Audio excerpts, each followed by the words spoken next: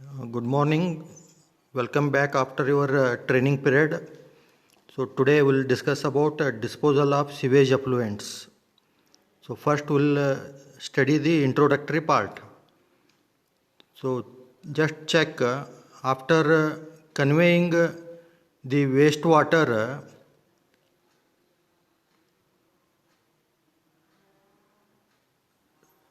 from the sewer, the next step is its disposal, either after treatment or even before treatment.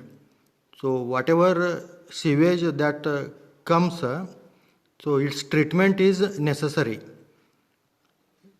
The study of the sources of disposal is important because the amount of treatment required to be given to sewage depends very much upon the concentration of the disposal.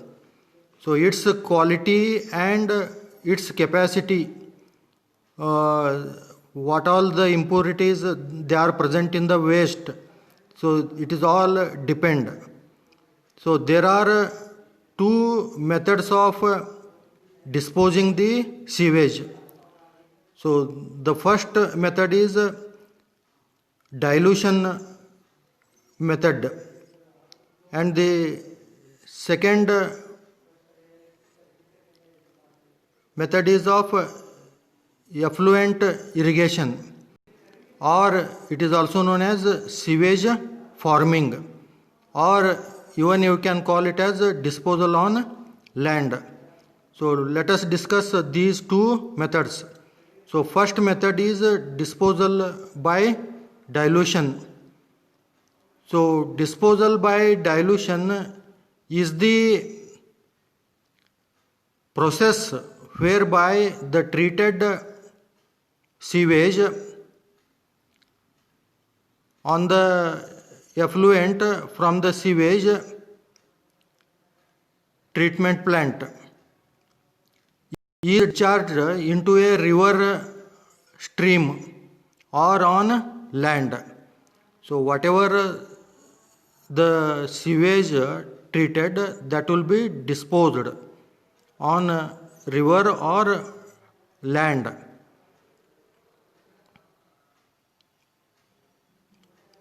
So the discharged sewage is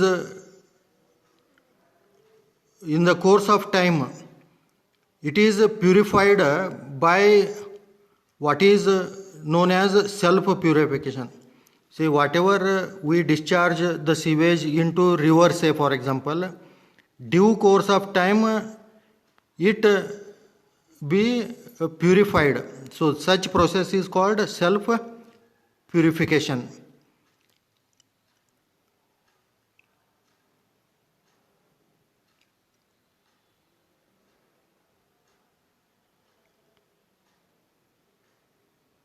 So now let us study the conditions favoring disposal by dilution method. So these are the conditions you have to remember. These are important from the exam point of view. Wastewater can be directly discharged into receiving waters.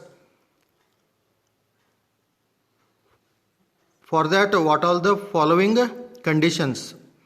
So first condition what you have to remember is when sewage is comparatively fresh, so say it is 4 to 5 hours old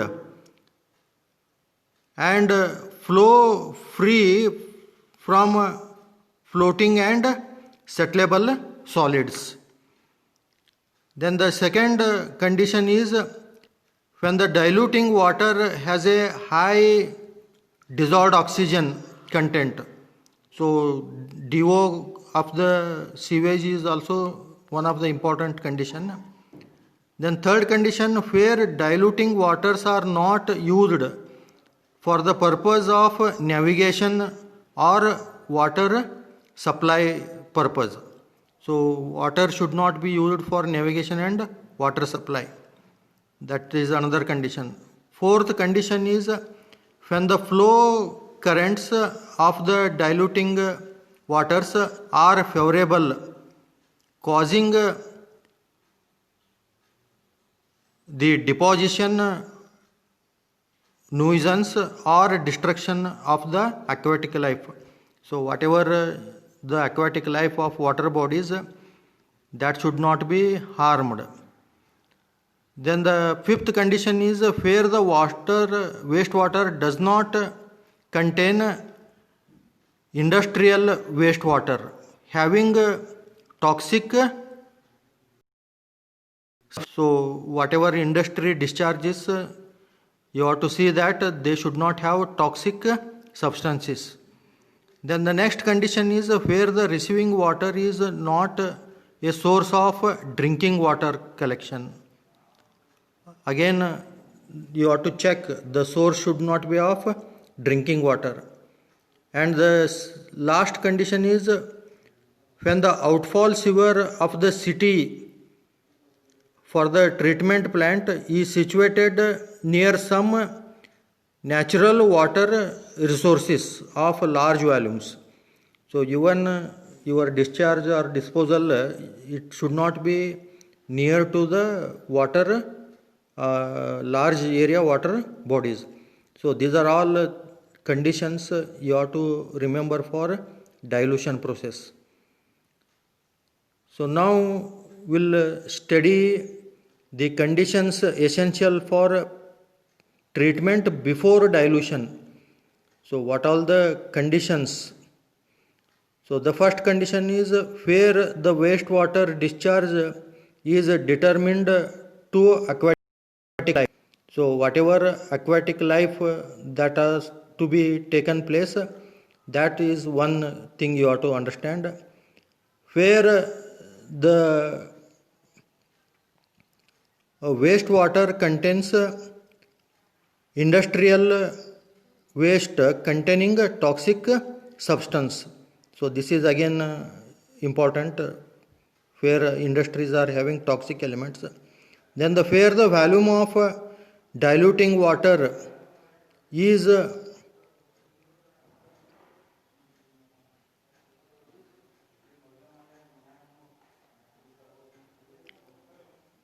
increased, whatever diluting water, that should have increase in capacity.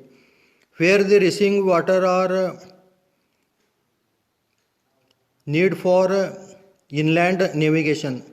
Suppose especially in seashore and other areas, so navigation is one of the important for fisheries and other activities. So such consideration is also important. Where the receiving water is a source of drinking water. Again, if the source is of drinking water, that is again one of the condition.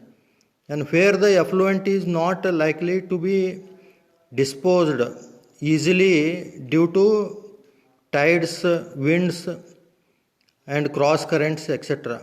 So in any disturbing water is there due to wind and other agents, so that is also one of the important.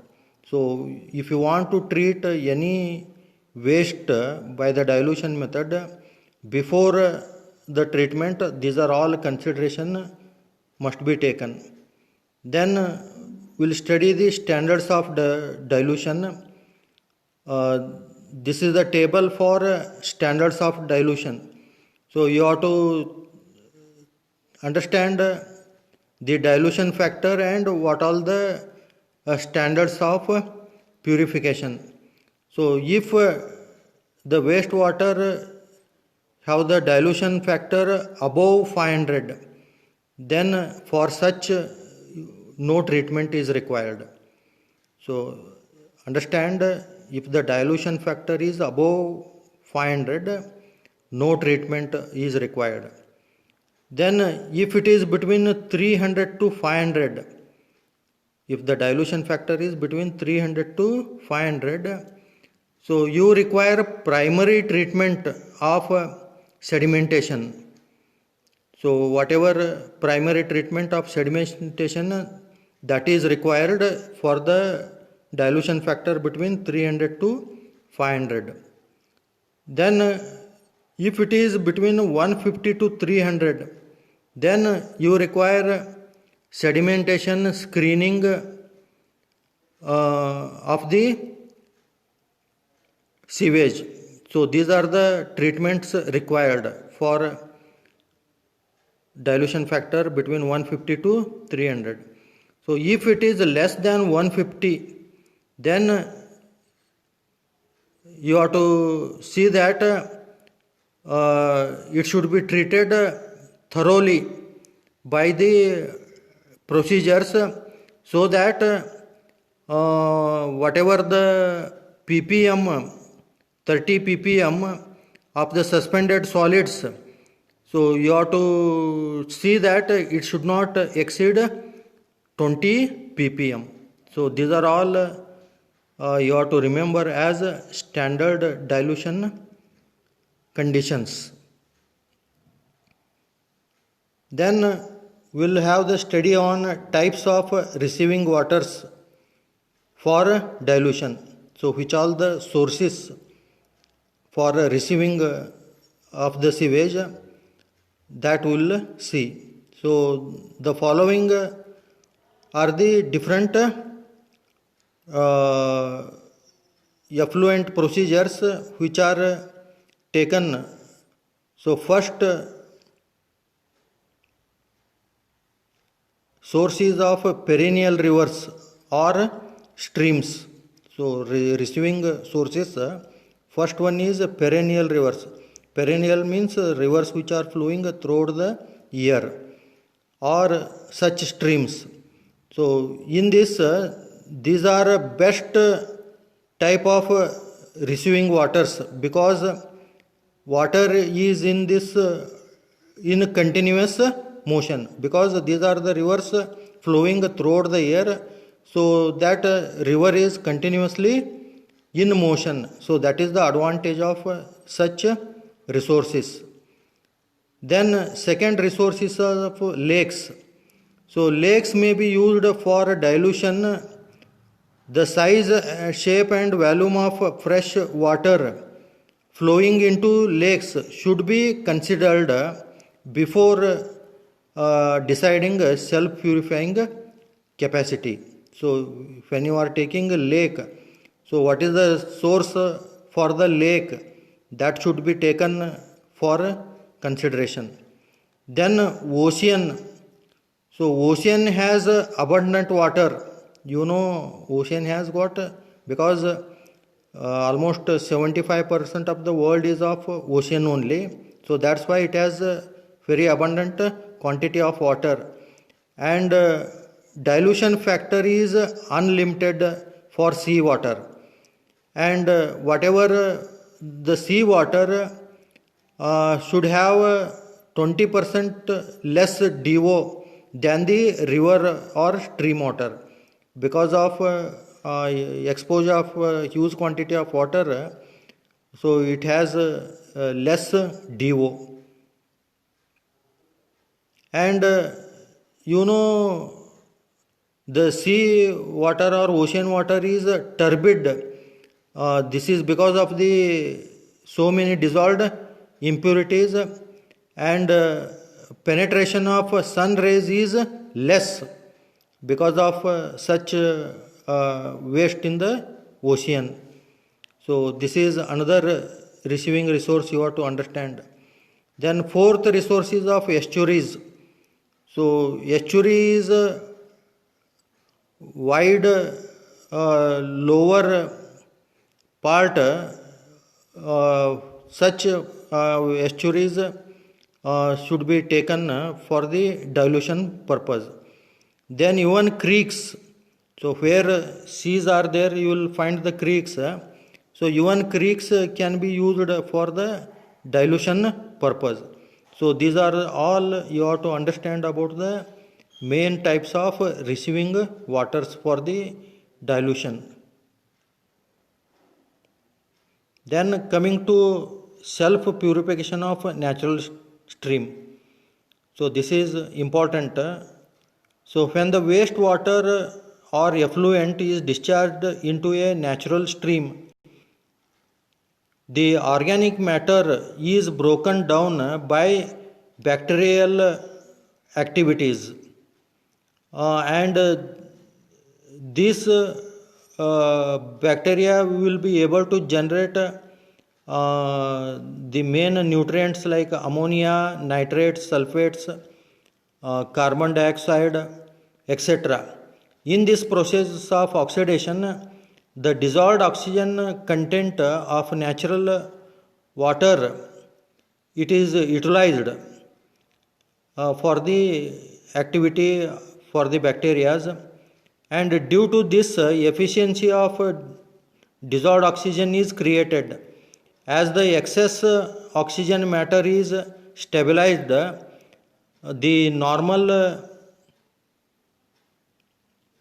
cycle will be replenished, which means what? This is the continuous process in natural streams, so that the self purification that automatically goes on, all these activities of bacteria and other microorganisms. So during self purification, oxygen is replenished by the re-aeration by wind. So whatever the wind that continuously flows, so that process is re-aeration, and because of that oxygen is replenished. So the byproducts which are from the plants and algae to produce carbohydrates and oxygen. So whatever plants and algae that is surrounding the water, so that will be able to produce carbohydrates. So what all you have to understand self purification is, so the oxidation it will be taking place because of microbial activities, and a result of that all the nutrients will be active. So now what all the self purification, it will be done in three ways, like physical ways, chemical ways, and biological ways.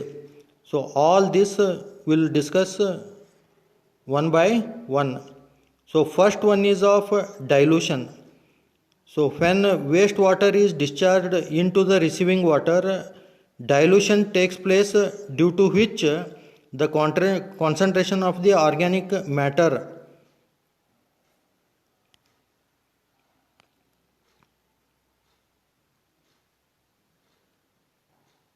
will be taking place. So when you consider the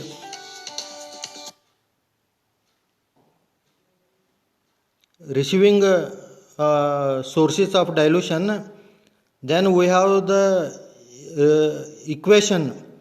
So this equation will be taken as CSQS plus CRQR equal to C into bracket QS plus QR. So if you equate to C, then this will be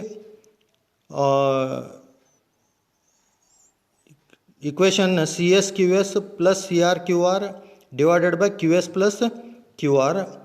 So when dilution ratio is high degree, then you have to understand the quantity of DO are always available, which will reduce the process. So this equation you have to remember for solving the problem. So here the discharges are CS and QR. They are the water body discharges that you have to remember. So this is about dilution, one method you have to understand. Then Second method is of dispersion due to currents. So self purification of stream waste depend upon currents which is readily dispersed in the wastewater, and whatever the stream that is preventing locally high concentrated pollutants, so which will affect sometimes velocity, then whatever the impurities in the receiving water, so they may float due because of flow of velocity. What all the pollutants they are coming in the receiving bodies, you have to check whether they are toxic in nature and other things. So this is another method you have to understand. Then third method is of sedimentation. So if the stream velocity is less than the scouring velocity, then particles will be used by sedimentation, and here the suspended solids which contain largely oxygen demand, so which will be settling at the bottom, and here whatever the settled solids they are at that decomposition also taking. So now coming to oxidation process, it is one of the chemical process. The organic matter present in the wastewater is oxidized by bacteria, so they are utilizing all this for the purpose of oxidation, and this is another method you have to understand. Then third one is reduction. So it occurs in the stream due to hydrolysis. So as a result of hydrolysis, reduction in waste takes place. So this is because of some of the chemical anaerobic bacteria, they are acting and they are going to split the solid matters. So this is one of the procedure you have to remember. Then again one of the important factor is of temperature. So temperature, as far as temperature is low, the activity of bacteria is less. So if the temperature is high, then what all the pathogenic bacteria, they may die. So this how temperature will play the role. Then last factor is of sunlight. So sun is the main source of energy, as you know. So it helps in the purification process, and as a result of this, so we'll have a proper aquatic life in water bodies and all. So these are all the factors you have to remember. So this is all you today go through about dilution procedures. So this is how you have to take care, and from the exam point of view, this is one of the important part. So I hope you will go through, enjoy the day, have a good day. Thank you.